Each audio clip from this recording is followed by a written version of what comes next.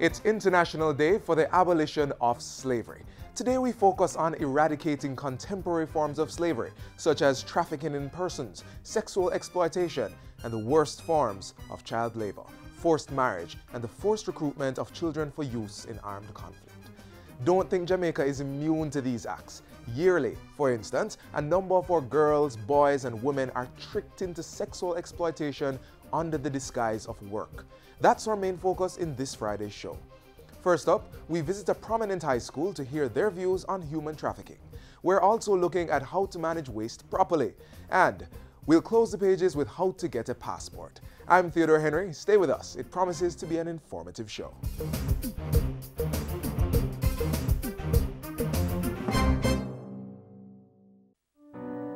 I had a plan for my life.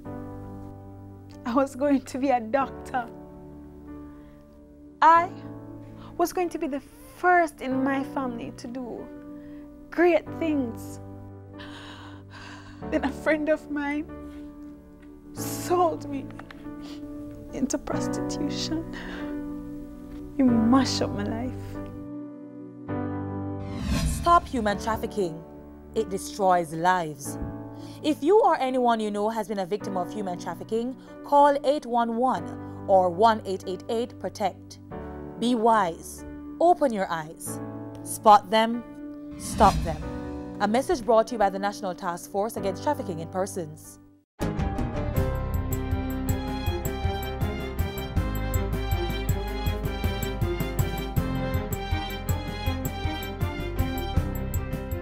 Good day.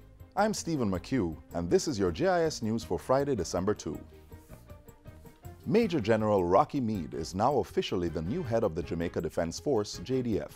He received the instrument of office from Governor General Sir Patrick Allen in a ceremony at King's House yesterday. Major General Meade takes over from Major General Anthony Anderson, who has been appointed as Jamaica's first National Security Advisor. Prime Minister Andrew Holness expressed confidence in the new JDF Chief of Defence Staff, while thanking his predecessor, Major General Anderson, for serving in the role for the last 6 years. While thanking the JDF for its years of contribution to national security, the Prime Minister also reiterated that government had an unremitting resolve to address Jamaica's crime problem. That, he stressed, was the focus of the National Security Council. Areas to be carefully examined will include deployment, mobility, investigative capacities, procedures, and legislation as we move to secure Jamaica. At another function this week, Prime Minister Andrew Holness called for greater investments to deepen and widen tourism offerings on the island. Mr. Holness made the call on the heels of increases in tourism earnings, as well as stopover and cruise passenger arrivals for the January to October period. He was speaking at Thursday's rebranding and reopening of Prospect Outback Adventures to the Yaman Adventure Park. That you have taken the risk shows that the environment is such that it is good and supportive for business, and the government continues to make the commitment to make the environment even better for business so that you can take more risks and make more investments, bring more employment and more economic growth. The 1,000-acre property in St. Mary underwent a $1 million upgrade and now employs 200 full-time staff and 150 indirect workers. The Office of the Prime Minister is soon to be operated on the power of renewable energy. Minister of Science, Energy and Technology, Andrew Wheatley, made the announcement on Wednesday. He says Jamaica House will be outfitted with solar panels through a contribution from the Clinton Foundation. So we are not just about talk, we are about setting the example. And that program, that project should come on stream and be fully in place by the middle of 2017. Minister Wheatley was speaking at the launch of a project called the Deployment of Renewable Energy and Improvement of Energy Efficiency in the Public Sector.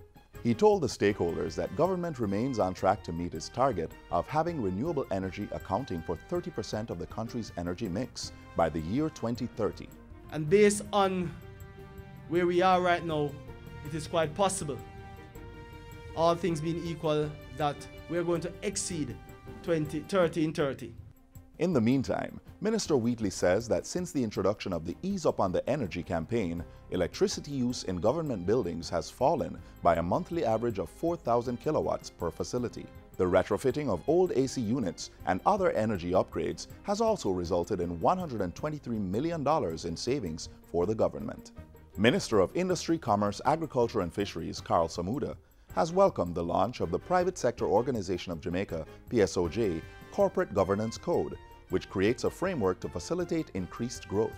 He says the updated code is being launched in an environment of growing business confidence and where there is firm commitment by both the government and private sector to lay the groundwork for sustained economic progress. Good corporate governance can have a significant impact on the growth and development of a country in a number of ways, including but not limited to increased access to external finances by firms, which can lead to greater investment, higher growth, and greater employment creation. The PSOJ Corporate Governance Code facilitates implementation of best practices. It provides entities with a framework to support the implementation and monitoring of principles and policies to improve accountability and transparency. Vice President of the PSOJ, Dennis Cohen, says the code is being targeted at medium and large-sized businesses and has been tailored to reflect internationally accepted governance practices. And finally, scores of civil servants who have served 25 years and more have been recognized by the government for their long and dedicated service to the public sector. The recipients were presented with plaques at a ceremony held at King's House on Wednesday. Minister of State with responsibility for the public service, Rudyard Spencer, commended them for faithfully serving the country. The Long Service Award ceremony marked the end of Civil Service Week. This year's theme was Driving Change, celebrating excellence in a transformed public service. And that's it for JIS News Today. I'm Stephen McHugh. Thanks for watching.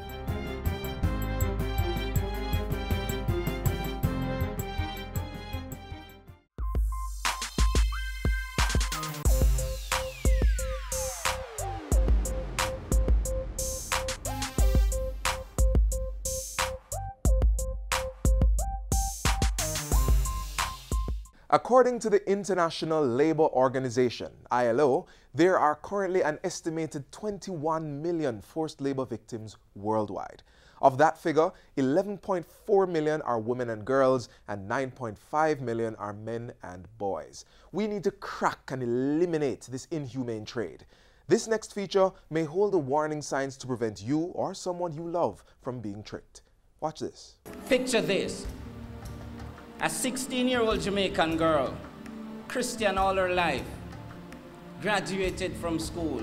She wanted a job, like many of us. What did she do?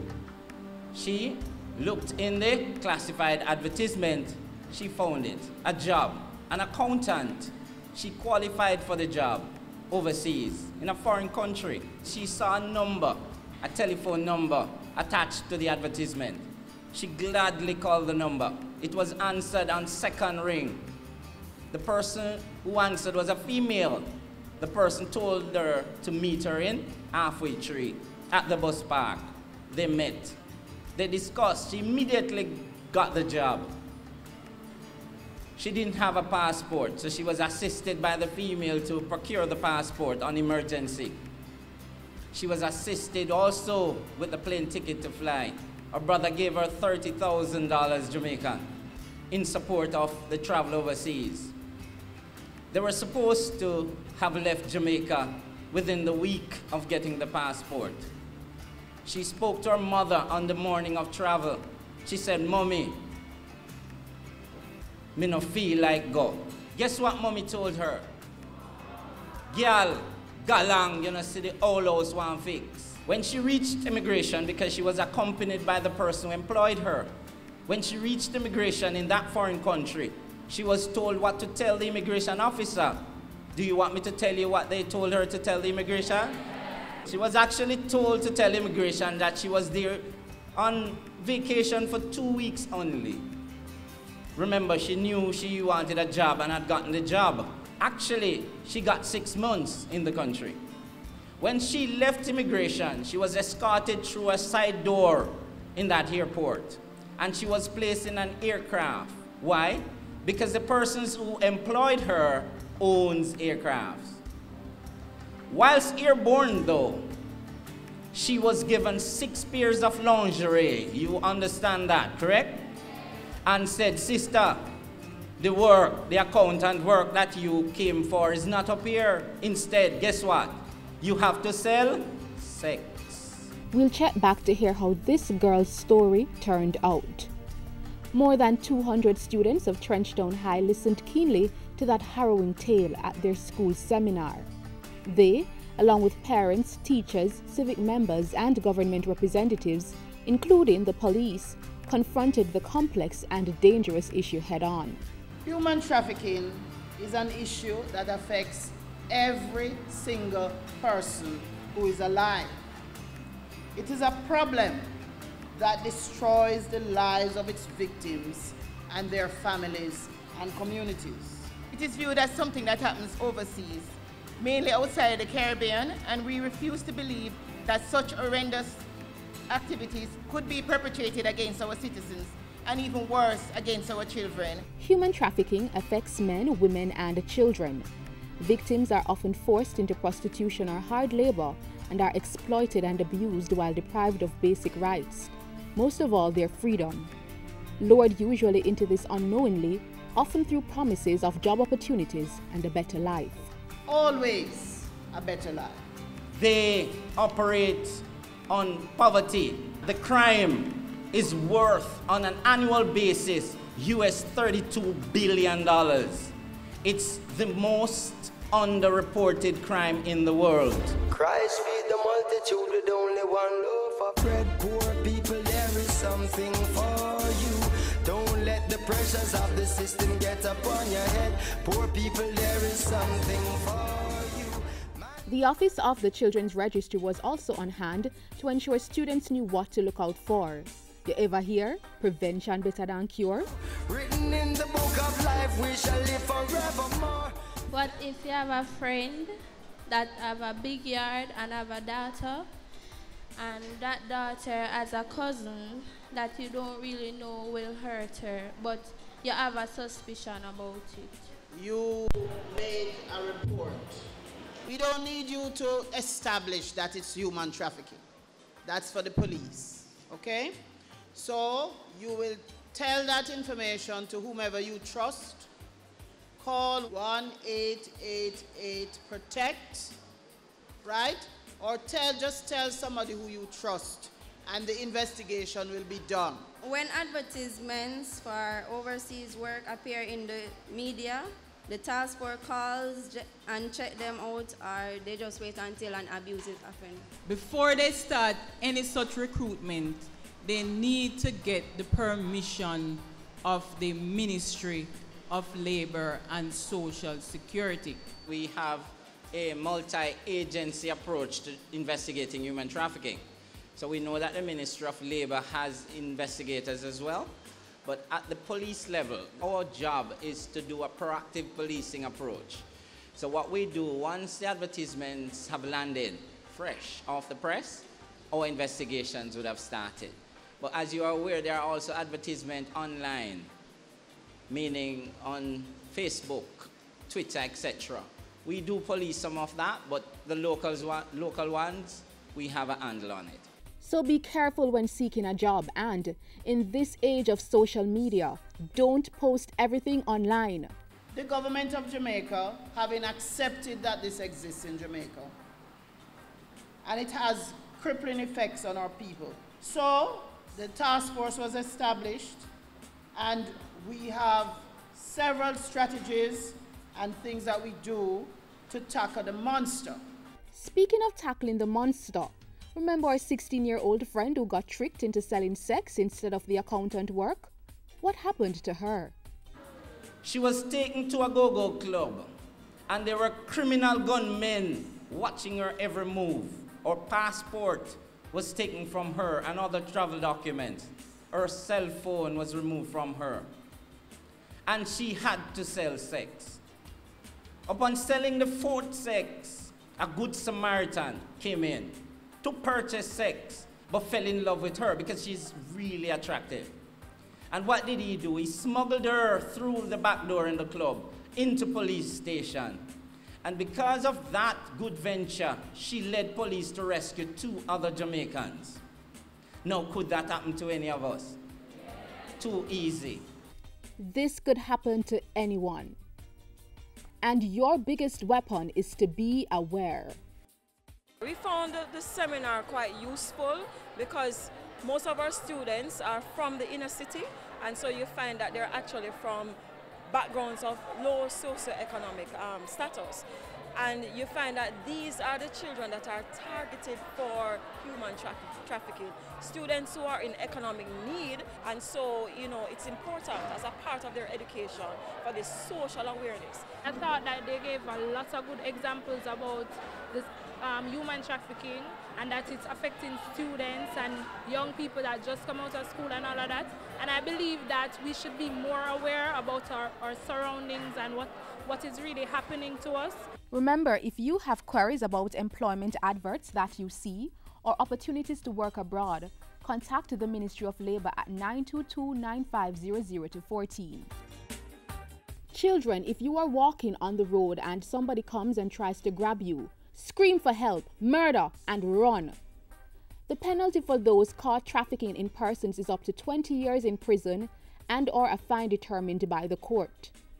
And if you or a child you know is being abused or being lured into trafficking, report it to the Office of the Children's Registry at 1-888-PROTECT. That is 1-888-776-8328. Jamaica, make we keep it clean. Start with your own surroundings. Store your garbage the right way. Store all your garbage in bags, including stale or spoiled food. Double or even triple the number of bags you use to put your garbage in. Tie your garbage bags tightly before you leave them outside. When you put your garbage out, don't leave it on the ground where animals can get at it. If your garbage has not been collected for more than a week, call the NSWMA at 1-888-CLEAN-JA. That's 1-888-253-2652. You may also send a free Please Call Me text message to 448-3220 or 386-1080. The proper management of waste is critical to development. We've seen the negative effects of improper disposal of garbage on our environment. Therefore, new ways of managing waste are always welcome. Watch this. The National Solid Waste Management Authority, NSWMA, has been partnering with the Japan International Cooperation Agency, JICA, since 2004. Over this 12-year period, 30 employees from the NSWMA have been to Japan, where they received training in areas that included composting, managing recycling facilities, landfill management techniques, sustainable solid waste for CARICOM countries, sustainable waste management for Caribbean islands, solid waste management A, which consists of basic introductory courses, and solid waste management B, which consists of advanced courses. Beneficiaries on return submit a report and a proposal on the subject matter for funding by JICA under their follow-up cooperation facility. One such project is the Solid Waste Reduction through Waste Separation, Waste Diversion and Recycling Pilot Project. The Solid Waste Reduction through Waste Separation, Waste Diversion and Recycling Pilot Project supports one of the main mandates of the National Solid Waste Management Authority, that is to implement programs that will effect behavioral change. So we welcome this initiative. For the next 6 months, the pilot project will be in 3 communities, namely Caribbean Estates and Caymanas Country Club Estates in St. Catherine and Rollington Town in Kingston. The project is estimated to be about $7 million, of which $6.7 million is being funded by the government of Japan through the Jamaica International Cooperation Agency, JICA, and as such we are very grateful for this. In the coming months, we will be meeting with residents, hosting community meetings, attending the Citizens Association meetings, and basically encouraging persons to separate their plastic containers, their cardboards and cans from their regular household waste. So we will be asking residents to take out these items, and a separate truck will come and do the collection, and we will give these items to a third-party companies. The learnings from this pilot project will assist the authority to develop policies and plans to guide and to help us to better manage solid waste and to get residents to buy into the concept of separating their plastic containers, their cans, and also cardboards from their regular household waste. So at the end of the project, we will be in a much better position to determine behavior and attitude towards separation at source, how to really convince and to influence persons, residents, to separate these items from their regular household items. On behalf of JICA, Japan International Cooperation Agency, I am pleased that NSWMA hold this pilot project of waste reduction through waste separation, waste diversion, and recycling. This project is planned by a senior planning officer of NSWMA who had participated in JICA training in Japan titled Sustainable Solid Waste Management for CARICOM countries. After he returned from Japan, he planned it based on what he'd learned in Japan. I am happy that JICA can assist this project and the JICA follow-up cooperation program, although the amount is not bigger than 6.5 million Jamaican dollars. JICA has been offering several training programs to NSWMA since 1980s. So far, about 30 NSWMA staff had participated in these JICA training programs. This is a good government initiative based on a sponsorship from the Japanese government. It has allowed us to be one of the pilot projects, and we, the citizens and the residents of Caymanas, are grateful for this project because it allows us to sort our garbage, especially with the PET bottles. These are a continuous growing source of concern for our garbage collection with regards to blocking our drains and causing havoc on sea life. NSWMA Solid Waste Management has given us the bags so that it will encourage residents to carry out their bottles and put them in a central area that will be collected once a week. We will be sensitizing the residents based on the fact that it will encourage us to reduce our solid waste disposal. We are taking up the plastic bottles, which we call the PET bottles, for recycling. So what we do, we separate them from the regular garbage in order to have the community be in a better environment. We have collections at the primary school, the Rollington Town Primary School, at 17 Montego Street, at the fire station, and Arcot Road for now, but we are enlightening the rest of the community people about this project.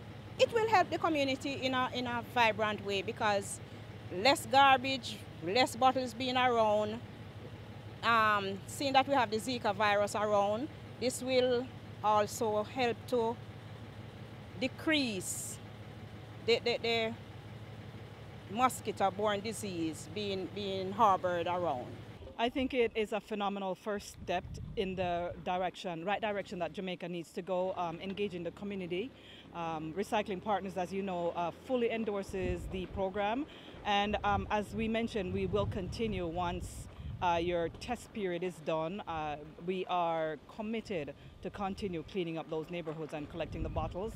And we'll also use it as a test pilot for other communities that we are hoping to bring on board. Waste separation is the way forward, and the NSWMA, through our partners, is working to make this a way of life for all. It's the Christmas season and the busy period is fast approaching. Oftentimes during this season, relatives and loved ones are required to travel across borders. If you plan on taking a plane, you'll need a passport. Here's some info on gaining that important travel passbook. A passport is one of the most important forms of identification a person can possess that also proves citizenship. Getting one is a relatively easy process. There are certain requirements that a person like Veronica should ensure they fulfill before they can be issued the document. Just fill out an application form and take along with it 2 passport-size photo to PICA. Where you get the form from? Application forms are available at the offices of the Passport, Immigration and Citizenship Agency PICA, on their website and police headquarters island-wide. Evie, listen now. You must make sure, see, that the passport form and one of the photograph is certified by a list of persons on the application form that are authorized to sign the form. Like your Justice of the Peace, your pastor, your daughter, headmistress, you know, those persons listed. Come on. And make sure you submit the form and the photo before 6 months. As knowing you, who love to procrastinate, after that it's no longer valid. And you have to do the process all over again. All right. Fees should be paid on the day that the application is submitted, and the applicant should take along supporting documents, such as a birth certificate or marriage certificate where necessary. If you are a first-time applicant like Veronica, you must appear in person either at the head office or to an immigration officer situated in the police divisional headquarters in each parish. Let's say your passport has expired, there are no more pages for visas, or you've changed your name. You are required to complete an application form and submit the expired passport as well as your birth certificate and photograph. Passports are issued on the date stipulated on the receipt. If collecting in person, you should present the receipt. If collecting on behalf of another person, a letter signed by the applicant and a copy of the applicant's ID must accompany the receipt. Overseas applicants can collect their passport at the mission office in their location. V, when you're setting about your passport, make sure you secure the document, you know, because I need them rampant. Yeah, man. So, my friend, you know, ready to go for your passport? Definitely, Shirley. All right, chat later because I have something to finish off. All right, so later. All right, Shirley, thanks. All right, anytime. For more information on the services offered by the Passport, Immigration and Citizenship Agency, please contact the Customer Service Unit, 25C Constant Spring Road, Kingston 10, or telephone 754-5249, or visit www.pica.gov.jm.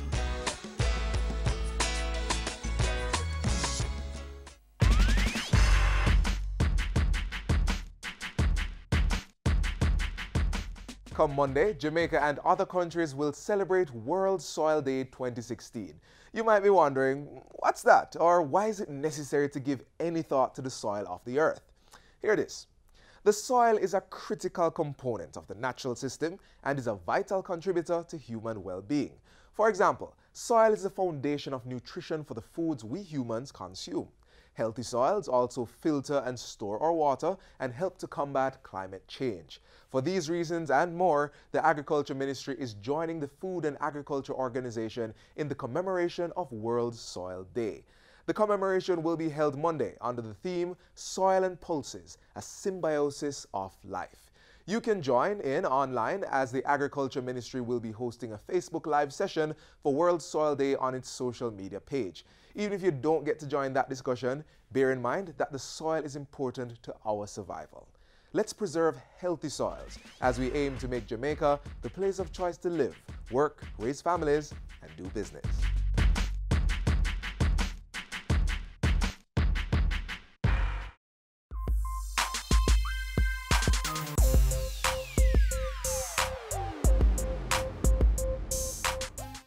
We've come to the end of Jamaica Magazine for this Friday. Thanks for spending time with us. Remember to keep up to date with the latest government info. Join us online at jis.gov.jm or watch our programs on our YouTube channel. And be sure to check out our social media platforms. You may also catch a new edition of Jamaica Magazine tomorrow on this very station. Until then, I'm Theodore Henry. Take care.